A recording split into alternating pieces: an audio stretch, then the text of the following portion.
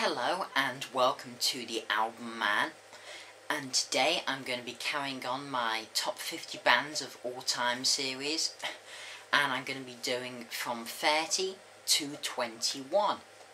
So let's continue this series, and at number 30 is the good old Scorpions, who are currently on their last tour, as they want to retire after so many years of making music. And this, as you can see, is their last album, 2010's Sting in the Tail. Really like this album. It's got, it gets a bit dodgy, but most of the songs, Sting in the Tail, Rock Zone, The Good Die Young, especially Spirit of Rock, and The Best Is Yet to Come, which seems a weird way to end your last album, saying that the best is yet to come. But okay. And I just have here a general little greatest hits. Shame they have no plans on touring the UK, because, you know, if tickets were announced for the Scorpions' last tour in the UK, I'd snap them up, you know. But they seem to have an intention of going to everywhere in the world, including Ukraine and Russia, but not the UK. Very disappointing indeed. Now, at number 29, we have a sign that I would say most people would think that should be higher on my list, but because I've split it, it's a bit lower. And at number 29 we have, and this is very specific, we have Ozzy Black Sabbath. Not Black Sabbath as a whole, but Ozzy Black Sabbath. So I have here with me, I have the first album, you know, Black Sabbath's debut 1970 album, which I personally consider the first heavy metal album. Here's a little question of the day: what would you consider the first heavy metal album or heavy metal song? Because personally I consider the first heavy metal song to be the 1969 first demo of Black Sabbath, the title track on this album. But some people say the Kinks' You've Really Got Me is the first metal song, but that is really a load of crap. That's not a metal song. I mean, it's a great song, I couldn't deny that, but it's not metal. And then of course, probably my favourite Ozzy Black Sabbath album, which is Paranoid, you know, which has War Pigs, Paranoid, Iron Man, Electric Funeral. It's such a good album. And yeah, and I have split this for a reason. There is a reason this contains no Dio, and no, it's not because I hate Dio. If any of you have watched my channel before, you'll know that I'm a massive Dio fan. So let's just say there's some Dio yet to come. Now, at number 28, we have the Little Old Band from Texas. I think that's what the line is. And the Little Band from Texas, of course, is good old ZZ Top, the classic Southern Rockers, releasing a new album this year, and I'm going to be doing a review of their Texicali 5-track EP, which came out a few weeks ago. But yeah, this is probably my, well no, I'd say Eliminate is my favourite ZZ Top album, but that's there, you know, where it belongs, on vinyl. It's such a good album, considering I only paid 50p for it.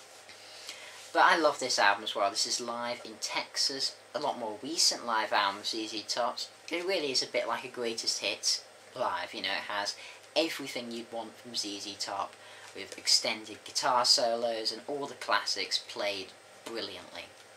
And yeah, I just love ZZ Top. I really like Southern rock stuff like Skynyrd, you know, all ZZ Top, all those, you know, with Black Stone Cherry. Really like Southern rock and, you know, other bands. Well, other Southern rock bands, except the ones unnamed. Okay, so at number 27, we have, again, probably a band most people would say should be higher. But the reason that, I don't know, this may be higher in the future, if I ever do another one of these, is just because I don't know enough of their stuff for them to be high. But still, it's number 27, so, you know, that's certainly not bad. And that is Led Zeppelin. My favourite song of all time is indeed Stairway to Heaven from Led Zeppelin 4, or Symbols, as a lot of people call it. And, you know, I mean, what's there to be said about Zeppelin that hasn't already been said? They're one of the absolute classic rock bands, and they're just wonderful. I mean, I just love them. That type of black country sound, so good, so good.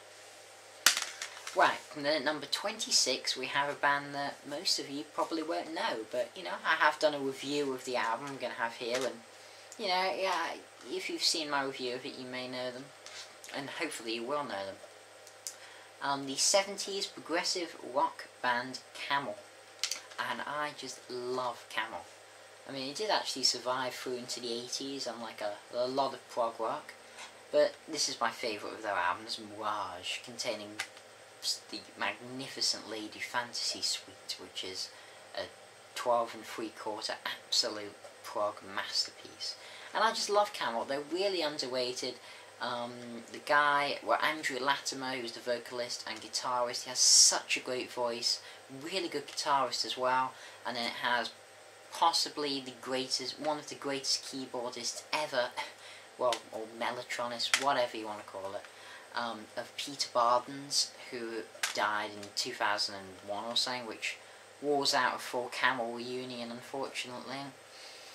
And they did do their reunion, I mean, you know, they did their farewell tour in like 2003. No, I think it was just before he died. I don't know, just after, just for, I really don't know, to be fair. But yeah, they're gone, Camel, unfortunately. But phenomenal band. One of my absolute favourite progressive rock bands, and prog is one of my favourite genres. So at number 25, we have the classic metal legends who have nearly finished their epitaph and final tour, just like the Scorpions. And that, of course, is good old Judas Priest. And I have here the classic album collection of Judas Priest. Really good, 5 albums for a tenner. You know, Angel of Retribution, Painkiller, Turbo, the classic British Steel, and Sin After Sin. It's quite interesting. My favourite Judas Priest song is actually from Angel of Retribution. And it's one of the most untypical Judas Priest songs, and it is We're Fighting For, the ballad. I just think it's a phenomenal song, We're Fighting For. Absolutely phenomenal. But, you know, I love Priest. I did see them on the Epitaph tour.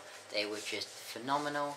The only bad thing about when I saw them was because of because of lighting delays and stuff, they didn't get a chance to play Living After Midnight, which was a big disappointment. And the fact that when doing Breaking the Law, Rob Halford got the audience to sing it instead of him, but you know, I sort of went to the concert to see Halford sing it, and oh well. But you know, Judas Priest still probably the best metal concert I've ever seen, and one of my absolute favourite metal bands and favourite bands. So just, you know, what more to say? Then at number 24 we have the Australian Scottish rockers, and you should have guessed by that. But of course, this is AC/DC, the Australian rock band who is mostly from Scotland, if my memory serves me correctly. And this is my favourite of their albums, Back in Black, and I have here, this is the gatefold edition of For Those About to Rock, I think. Yeah, For Those About to Rock, the one with the cannon on it.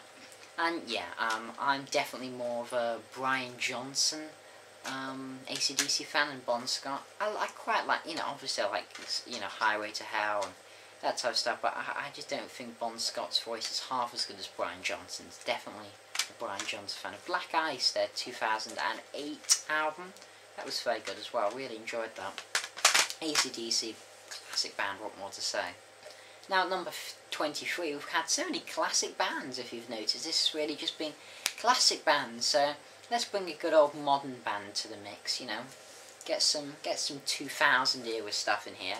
And that's going to be with one of my favourite bands. At number 23 is Shinedown. Sound of Madness, one of my all-time favourite albums ever.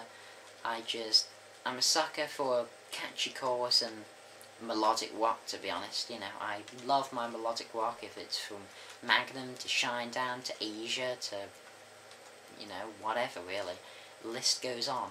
And of course here is their release from 2012, Amaryllis, which is good, but compared to this, no, this is just phenomenal. This, very good, yeah. Shinedown, if you don't know them, really worth checking out if you like melodic rock. I mean, I think comparing them to Asia and Magnum is probably a pretty dreadful comparison. I mean, they're more pomp, but yeah, it was a really bad comparison on my part, but still they're a melodic, fairly mainstreamish. You know, if you don't like mainstream rock, don't bother with them. I mean, I'm not a big mainstream rock fan at all, but if you like a good melody, a good, big, catchy chorus, you'll like them. That's probably the better way of saying it. Really mince my wow, I just can't talk today about Shinedown. Okay. So, at number 22, we have the band that was the product of a bitterness of Metallica. And of course that bitterness has to be of one of the most bitter people at music, which is the amazing guitarist with a very shrill voice, Dave Mustaine's Megadeth. I nearly said Metallica there. Please don't kill me, Mustaine. Yeah, so Megadeth, and these are my two favourite Megadeth albums, Rust in Peace, the classic, What's More to Say, and Endgame, which is one of my more recent efforts from 2009. I just love this album, absolutely loved it. But, you know, I think these are both classic albums, fantastic thrash metal bands. I'd say they're my second favourite thrash band, and yeah, I think it's obvious who's going to be my first. I'm not a massive thrash fan, but yeah, I do like some. I really like Megadeth, they're a really great band. I'd say what I like about the more recent stuff a bit more than the early stuff, even though I do like the early stuff, you know, stuff like Peace Cells and this. I find Mustaine's voice is a bit too high on this, and yeah, I prefer that with age his voice has matured and got a bit deeper, and it sounds a lot better on stuff like Endgame 13 and, you know, stuff like that. But yeah, Megadeth, another classic band. So, the last band of this episode is not even a band, it's a solo artist. And the late blues legend who died in 2010 of having too much alcohol in his blood. Of course, the absolutely phenomenal Gary Moore. One of the most underrated guitarists of all time, one of the greatest guitarists of all time, and this is probably his best album. I prefer blues Gary Moore to rock Gary Moore, and if you don't know Gary Moore, well, you know, I'm sure everyone knows Thin Lizzy, and he was the guitarist on albums such as Black Rose, for example. But I know him really mainly for his solo stuff. That's what he's best at, especially his blues solo stuff. His rock stuff, yeah, it's still good, but his blues stuff, you know, still got the blues, classic song. Even if the solo may be plagiarised, I don't want to have to get into the whole Judd's Gallery thing. You know, watch my review for more info on that. Nobody ever seems to watch this review. It's like I think it's my review with the least amount of views. Just no Gary Moore fans out there. Shame. Phenomenal. Shame I never got to see him live.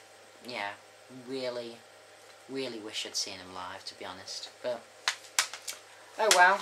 So, that is another part of my top 50 bands of all time series, which was meant to be weekly, and seems to be virtually monthly. But now my exams are over, yeah, it's going to be a weekly series, as I intended it to be. So, next Sunday, Saturday, whatever, next weekend, there will be from 20 to 19. So, thanks for watching. This has been the Album Man. Comment, rate, subscribe, and as usual, long live rock and roll.